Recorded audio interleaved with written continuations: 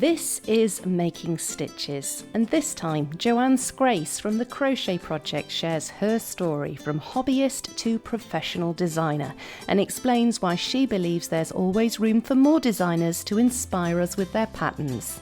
I have an abundance mindset. I think that the more people that come into the craft and add their own individual voices to it, the better the craft is and the more there is for everybody. Because if you've got more people seeing beautiful stuff online, they're then going to come and find everybody else. So I don't want to pull up any drawbridges. I want to be letting them down and sharing how you can design, how you can improve your skills, how you can be a part of the industry if that's what you choose.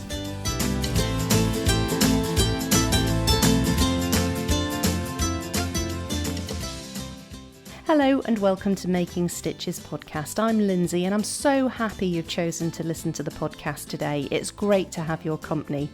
After an interesting look behind the scenes at the People's History Museum's fabric conservation work last time, it's the turn of crochet to be under the spotlight, and Joanne Scrace from the Crochet Project in particular. The Crochet Project's aim is to design and write beautiful modern crochet patterns using fantastic natural yarns and with a strong leaning towards inclusion. Their patterns offer a wide range of sizes to fit all bodies and offer directions for left-handed crocheters where that's necessary, as well as avoiding gender assumptions in the patterns too. Once a partnership between herself and Kat Goldin, which spawned 14 books of crochet patterns, the Crochet Project is now a one-woman operation and has recently, since we recorded our chat just a few weeks ago, introduced a new membership hub, a site where members can access patterns, tutorials, crochet-along support and chat with like-minded crocheters away from the noise of social media. And I have some very interesting news about the hub which I'll be sharing with you at the end of this episode, so please do stay tuned right to the end. I'm thrilled that Joanne was able to take some time away from her work to speak to me for Making Stitches podcast. Here's our chat now. Joanne, let me take you back to when it all first started for you. When did crochet become part of your life? So it's when my children were little, and it all started with two incidents. So one, I wanted to make some baby booties for a friend's baby. I can't remember which one now, lost in the midst of the time. And I was trying to knit them, and they're so fiddly to knit. It's all tiny bits or turning corners, and at that point I was really afraid of picking up stitches in knitting as well. And then the other thing that happened is my then toddler son pulled a knitting needle out of, I think there's about 300 stitches on the row, and I didn't really know at that point how to put stitches back on and knit. I mean, I could do it, but I didn't understand about the way they lay. So I knew that if that happened to you, you'd have a row of wonky looking stitches. Yeah. So my knitting inexperience and the feeling that there must be a better way led me to the library and the local yarn shop to buy a hook and to get out a book of Teach Yourself Crochet, because I thought one loop has got to be the way forward. Absolutely. I can't imagine what must have gone through your mind when that knitting needle came out of all those stitches. I don't know if he learnt a new word at that point, to be honest. Oh my word. Do you know, it's funny you should say that actually. It was when my children were like sort of toddler stage that I first picked up crochet, because when you're knitting and you're constantly being interrupted, your tension goes so wonky and you can tell where you've had a good run and then it's had to stop for a while. But with crochet I found you've got one loop on a hook and yeah, it's so portable. It's wonderful when you're at that point in your life when you've only got little snatches of time here and there. Yeah, you don't feel compelled to finish the row in the same way as you do with knitting, because you haven't got that sort of the need to get it all onto one needle. So yeah, I found that really useful. And crochet was just so quick to pick up. I don't know whether it was just as a knitter or because it just spoke to me straight away, but I found it so easy to pick up. And I think my second project was a skirt. Wow. So, it was... Straight I didn't in there. make the baby booties, though. Never mind. It wasn't meant to be, but it set you off on an interesting journey, that's for sure.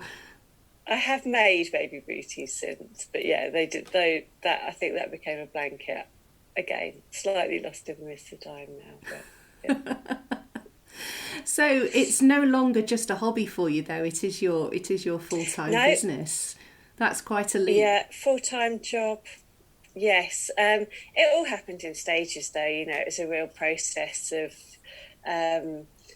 it turning from a hobby into a bit of pin money into the full-time income for my household. So, yeah, it's been... I started crocheting in 2009, and it became a job, at least some amount, in 2011. Wow, so only 2 years from first picking up a hook to actually making money from it. That's amazing. Yes, yeah, absolutely. Quite the shock. But it kind of answered the question, because at that point I didn't really know what I was going to do with the rest of my life. I've been on sort of a leave to have children. I'd moved around, so I couldn't go back to my old job. So I wasn't on maternity leave, but I didn't have work. I was a full-time mum, and I didn't know quite what I was going to do or how I was going to do it. So falling into it all was quite nice. Absolutely. It came along at the right time for you, didn't it? Yes, yeah. So how was it? How did it tip over then from just having a dabble to actually thinking, actually, I think I could make a go of this? I was going to teach, I think, an evening class at the local college, and so I started sort of looking into doing that, and that didn't run, actually, but I began blogging about crochet and what I was doing, because I think after that first skirt I made, I don't think I followed another pattern. I couldn't really find things that I liked at the time. I wanted to make for me. That was always my driving force, and I couldn't really find patterns that interested me. So I was kind of looking, here's a knit pattern that I like the look of, how can I do that in crochet? And sort of, taking information about the sizing and stuff. So yeah, I digress, but I was making up patterns on the fly, and I was also looking at sort of vintage patterns was a big interest at the time, and I was recreating some vintage patterns from photographs or from really crazy vintage instructions, and sort of noting down how I did that. So, it was 2011, every man and his dog had a blog, so I put that into a blog. And from that, I was offered some writing work for a magazine. So that's how it all began, really. Oh, wonderful. And started teaching at the local yarn shop as well, off the back of that blog too. Oh, that's wonderful. And then it was just slowly grew over time, did it, from that place onwards? Yes. Yeah, I started teaching regularly, started writing for magazines. I met Kat Goldin in a Ravelry forum, and I was thinking that I'd like to become a tech editor, because that used a lot of my skill set. And I approached her and asked if I could tech edit some of her patterns for free to get some experience. And she said, yes, that would be great. And then shortly after that, we'd sort of struck up an online friendship. Shortly after that, she got offered a book deal, and she'd been asked to find her own technical editor. And she asked me, and I said, I'm not actually a technical editor, because I'm just trying to learn to be a technical editor. And she said, yeah, no, but I don't really feel like I'm a writer either. So I really like working with you. Let's do it. Let's wing it together. Marvellous. Do you know, it's funny that so many people I speak to feel the same. It's like, this is what I'm aspiring to be, but I'm not actually there yet. But no doubt you are. Just for the uninitiated, what is a tech editor?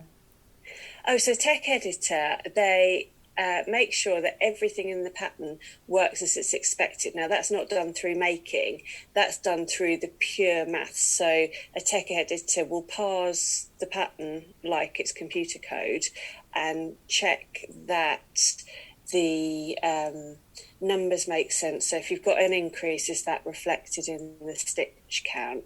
If you've got sort of a complicated pattern working over the stitches, have you actually got enough stitches on the previous row to work what you've been asked to work? Then if it's garments, etc., they'll get into sizing. So the instructions make the size garment that the designer has said that they will, and they'll also look at, is that the best way to write something? I used to do a lot of tech editing. I don't do it at the moment, but I'm still hugely passionate about it. It sounds like alchemy to me. Some kind of magic. Like not having a mathematical brain. Yeah, so I came from a computer science background. I was a tester and a program manager in the software industry beforehand. So crochet patterns are kind of like code. It is like the thing you're programming is a person. So that introduces its own issues, right? Because, the person isn't as reliable as the computer. It won't just follow what it's been asked to do. But it has the same sort of issues in that the patterns have to, or as the code would have to be, they have to be as unambiguous as possible to make sure that they will be followed correctly the most number of times as you intended it to. Marvellous. So clearly from a computing background you have the right kind of brain processes to be able to interpret the patterns. Yes, I think so. I wasn't ways. formally trained in that either. My whole career is a series of things that I haven't been formally trained in that I end up falling for. Fabulous. Well, it takes you down interesting pathways though, doesn't it, on the way? It certainly does. So that was the beginning of your relationship with Kat Goldin then? The tech editing and helping her with her book, and obviously that grew into a partnership for the Crochet Project. Yes. After we finished the book, we said, but we don't want it to end. So we decided we were going to launch something together, and it just felt like a really great fit because our skill sets aligned. She was great at the visuals, I was great at the technical side. We both had a very similar design aesthetic, that we wanted to create beautiful, wearable things. We wanted to use the nicest yarns. There's a lot of people doing this really well now, but at the time there wasn't. People, crochet was seen as something that you did in a big box yarn. You used a cheap acrylic. It was too yarn hungry to crack out the nice hand dyed yarns for. It was generally made from things that were quite square without shaping, whereas knitting had, all this finesse to it. It had lots of interesting modern patterns. It used shaping techniques. It used this beautiful yarn, and we could see that crochet could be that. So we wanted to take all of the wonderful things we loved and other people in the market loved about knitting and apply it to crochet. So we both had this shared pattern for that. So it was a great fit. Absolutely. And you went on to, you've had more than that one book together, haven't you? Oh yeah, so that book was written. So the one that we first started working on was written through a publisher. So that was kind of separate to the Crochet Project. But then within the Crochet Project, we were self-publishing all our books, and yeah, I think we're up to about 14 that we wrote together. Wow. Gosh So, me, that's an yeah. awful lot of work. I can't imagine how much work and, you know, real sort of inspiration and hours and hours and hours of work that have gone into that many books. That's incredible. Yeah, it's well, you know, we were working together from 2013 through till last year. So, you know, it was a good 9 years of work in that. But yeah, and once you get into the flow of writing and self-publishing books, you know, it's a process and it's an ongoing thing. It's you get into a groove of it all. And I've noticed looking back at your original blog, Not So Granny, that you, even back then, when you were in your early days, you were very much about sharing your experiences as a designer and sort of lifting the veil on what goes on behind the scenes, be it from pricing your own work and trying to get work published yourself. That's clearly something that you're very passionate about, it being inclusive and letting as many people in as you can. Yes, absolutely. I mean, I have an abundance mindset. I think that the more people that come into the craft and add their own individual voices to it, the better the craft is and the more there is for everybody. Because if you've got more people seeing beautiful stuff online, they're then going to come and find everybody else. So I don't want to pull up any drawbridges. I want to be letting them down and sharing how you can design, how you can improve your skills, how you can be a part of the industry if that's what you choose. That's wonderful, because I'm sure there are so many people who'd like to follow suit and follow the path that you've taken yourself and have a go at designing too, because I guess the possibilities are infinite, aren't they, of what can be designed and the different yarns and everything that can be used. There's no finite end to the possibilities. No, absolutely not. And everyone's going to have their own, it sounds design voice. I always want to put air quotes around this sort of thing. I'm really not comfortable talking like a designer ever. But yeah, everyone will have their own design voice and bring something unique to the party. At the moment, I'm running an online course called Crochet Your Ideas, and it's designed for people not necessarily who want to be a designer, but people who don't want to follow a pattern anymore. They've got all these ideas buzzing around their heads and they want to learn how to take an idea all the way from just that sort of random fleeting design into being a finished item. And the drawings and the ideas that everyone's coming out with, it's so incredible to watch. It's just so lovely to nurture them through those stages. And what kind of items are your students creating? Is it purely garments or is it other things as well? So I think most of them are going for garments, some of them are going for shawls, but the focus for the course is on wearables. So it covers a lot of making to wear, about how to get the wearable fabrics, which is another massive passion of mine.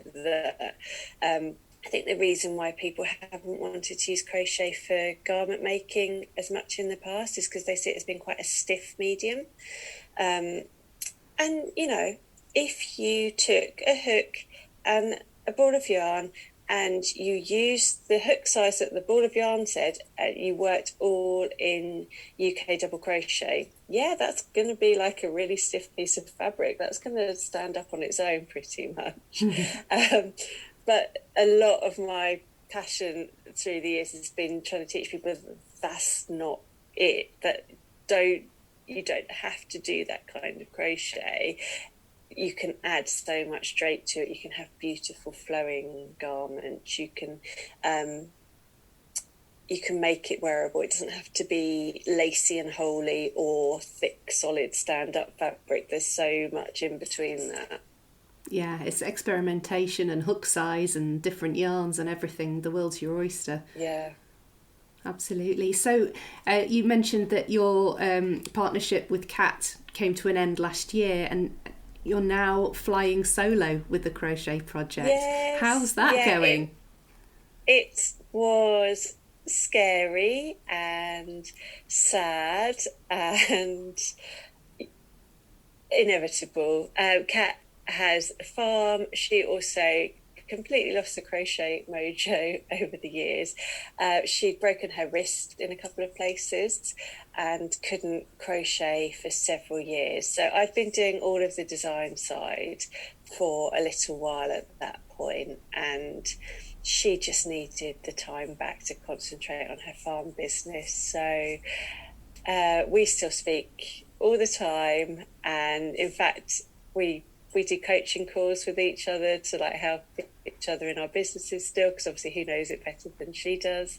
But you know, I've really embraced it. I've really enjoyed taking the business and having no limitations on it. Not that Kat ever stopped me doing anything I ever wanted to, but there's just something about it being just for you and not having to worry about what kind of work anybody else wants to do.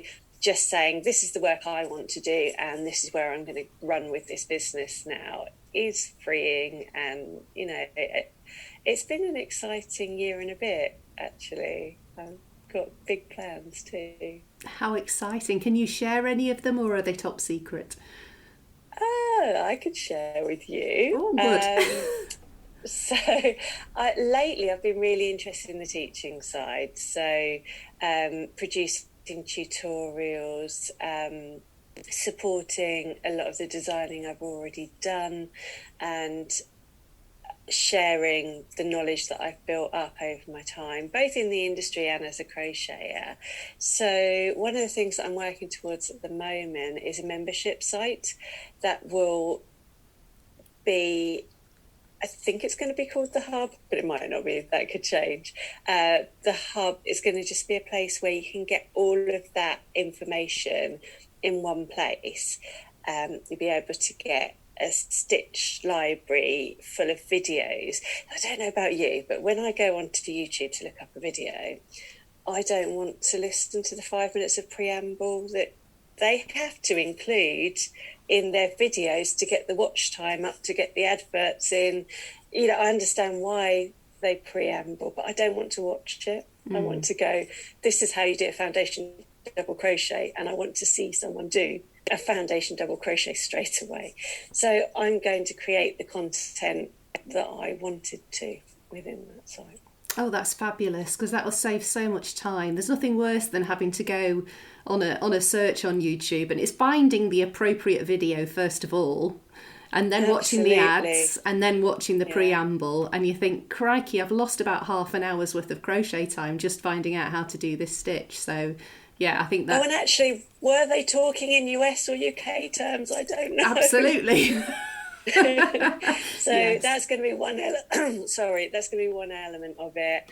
And then there'll be access to my back catalogue, so all of the patterns that I've already created are going to be in there, and I'm going to build up a library of tutorials around those as well, and then just really see where that membership site takes me. That's really exciting. Yeah, and I'm going to bring all of the I'm sort of very well known for my mystery crochet alongs, so being able to host those in a specific place not only allows me to add a lot more video content to go with them, so getting people, really helping people through the stages of those, but also it allows people to engage in them without having to engage in social media. I think there's a growing number of people, myself included to some extent, that don't want to spend as much time on social media as perhaps they are. They'd like to get away. So if you're going and visiting someone's Facebook page to interact with people around a crochet along, you have to log into Facebook. So you have to deal with that noise, the visual noise and the video noise, you know, of Facebook. And I feel that less with Instagram, but there is still a noise associated with it.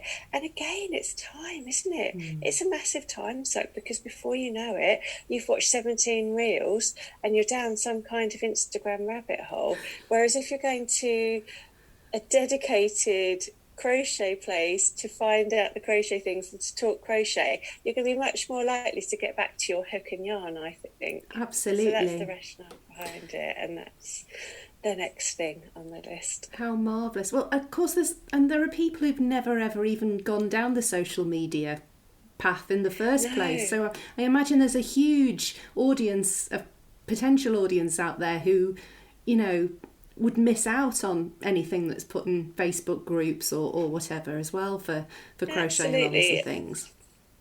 And even people who that are on social media and have found me there and have followed me, they don't get to see the content I'm putting out.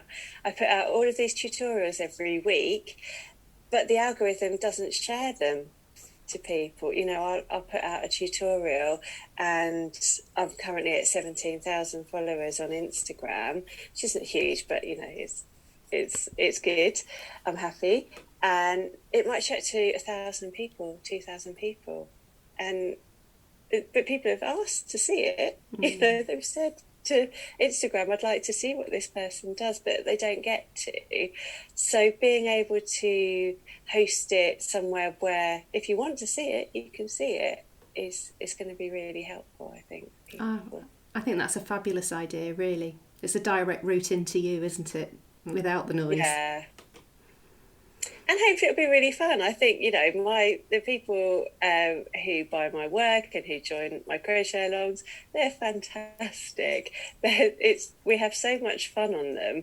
So I think just a place for all of these people is going to be really nice. Oh, that's fabulous. Well, it sounds like you've got a really interesting future lying ahead of you after a fascinating past that you've been telling me about. That's wonderful. And another thing actually I picked up when I was looking into your backstory was the fact that on top of the inclusivity, you're very keen to give back and support charities and various charitable organisations along the way. And I think that's so important. There are so many small businesses that are able to do that kind of thing that the big conglomerates can't. And that's really valuable. It's always in small ways at the moment, but as you know, the business grows, it will get bigger. But yeah, you know, it is always the small businesses doing this sort of thing, isn't it? It's not something I don't like to talk about my charity work. That was an old sketch show, wasn't it? Yes. Smashy and Nicey. That's right. that will show my age. It's just something that's always been a part of my life, is that you go out and you find charities to support and just give a percentage of what you can, really. And if I can't give it in money, then I can give it in time. If I can't give it in time, I can give it in encouragement. There's more ways to help than just financial. Yeah, that's wonderful and so important. Really, I think we've seen, I mean, maybe it's because I'm blinkered by the people that I follow on Instagram and that, but I really feel like there's a real movement towards caring and compassion, because there's so lacking in many parts of the world that we live in, and the various social media channels that we watch. And it's so nice to see people actually remembering their humanity and doing nice things for people and caring. Yeah, I think it can be a really nice community. There's definitely more we can always do as a community to be more inclusive and more caring. Absolutely. And we can only try our individual best on that as well, I think. But I do try, and I do genuinely care.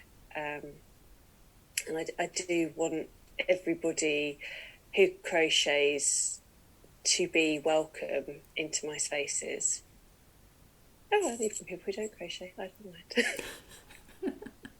Oh, that's wonderful, Joanne. Thank you so much for your time this morning. It's been great to hear your story, and I look forward with interest to see what the future holds for your hub.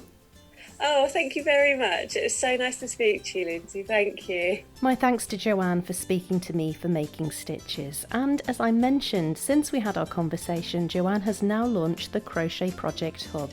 It has wonderful resources to help you improve your skills, opportunities to take part in crochet-alongs and mystery crochet-alongs, as well as a way to connect with other crocheters away from social media. There are patterns for all skill levels from beginner to advanced, and there are video tutorials too. Now, I have news of an exclusive offer just for Making Stitches listeners. If you'd like to join the hub yourself, you can enjoy a special listener discount of more than 50% off the first 3 months.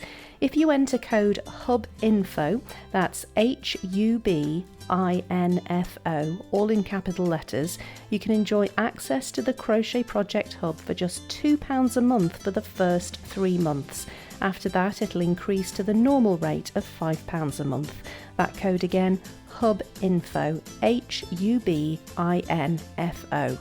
In other news, there's now a Making Stitches newsletter, which will include all the latest information about podcast episodes, as well as subscriber offers and news about the Making Stitches shop as well. Just click on the link in the show notes to subscribe. Thanks so much for listening today. I'll be back again with another inspiring maker story for you in 2 weeks' time. Next time, I'll be sharing a chat I've had with Sally Wilson from Caterpillar Cross Stitch. Until then, do take care and enjoy your crafting.